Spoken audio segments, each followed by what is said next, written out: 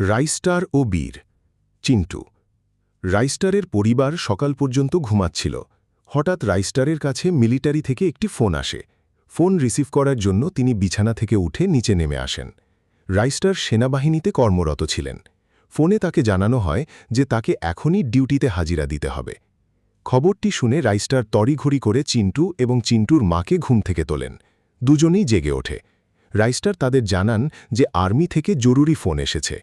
এরপর চিন্টু বাইরে যায়। রাইস্টার এবং চিন্টু দুজনে মিলে একসাথে ব্রাশ করেন।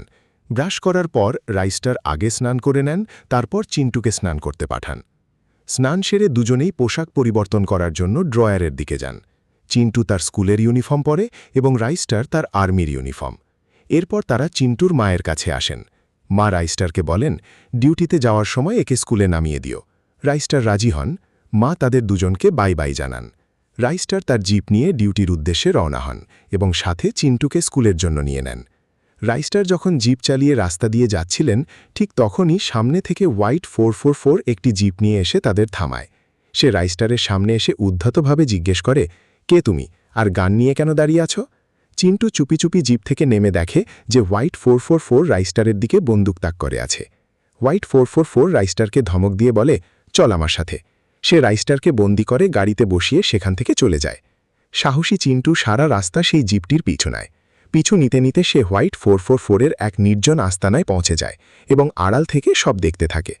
হোয়াইট 444 রাইস্টারকে হুমকি দিয়ে বলে, তোর ওই আর্মি আমার ভাই ট্যাংটুং সাহুকে ড্রাগসের অপরাধে জেলে পুড়েছে। তাড়াতাড়ি ওকে ছেড়ে দেওয়ার ব্যবস্থা কর, না হলে এই বন্দুকের 6টা গুলি তোর মাথায় নামিয়ে দেব। বাধ্য হয়ে রাইস্টার জেলে ফোন করেন। ওদিকে জেলে বসে তার ভাই ট্যাংটুং সাহু বলছিল, আমার ভাই আমাকে ছাড়াতে আসবেই, তোদেরও ছাড়বে না। রাইস্টারের ফোন পেয়ে পুলিশ অফিসারকে তিনি বলেন, তাড়াতাড়ি ওকে ছেড়ে দিন, না হলে ওর ভাই আমাকে মেরে ফেলবে। পুলিশ অফিসার ট্যাংটুং সাহুকে ছেড়ে দিয়ে বলেন, এখন যা এখান থেকে, কিন্তু পরে তোকে ছাড়ব না। ট্যাংটুং হেসে বলে, তোকে তো বলেই ছিলাম আমার ভাই আসবে, এবার এখান থেকে বেরিয়ে সবার দফা দফা করে দেব। যাওয়ার সময় সে পুলিশকে ফাট্টু, ভীতু বলে গালি দিয়ে চলে যায়। চিন্টু তখনও আড়াল থেকে সব দেখছিল। ট্যাংটুং সাহু সেই আস্তানায় এসে পৌঁছায় এবং ভেতরে যায়। চিন্টু একটু কাছে গিয়ে দেখে যে দুই ভাই হাসাহাসি করছে। ট্যাংটুং বলে, এখন একে ও রাইস্টারকে মেরে ফেলব। ও আমাদের আস্তানার ঠিকানা জেনে গেছে, আর আমাদের কাছে প্রচুর ড্রাগস আছে, ও আমাদের ধরিয়ে দিতে পারে। হোয়াইট 444 রাইস্টারকে গুলি করার জন্য বন্দুক তাক করে। রাইস্টার কাঁদতে কাঁদতে বলেন, আমাকে কেন মারছ? আমি তো তোমাদের কাজ করে দিয়েছি। ঠিক সেই সময় চিন্টু আশেপাশে তাকিয়ে দেখে নিচে একটি বন্দুক পড়ে আছে। চিন্টু দৌড়ে গিয়ে বন্দুকটি তুলে নেয় এবং কাছে গিয়ে হোয়াইট 444-কে গুলি করে। এরপর সে ট্যাংটুং সাহুকেও খতম করে দেয়। ছেলের এই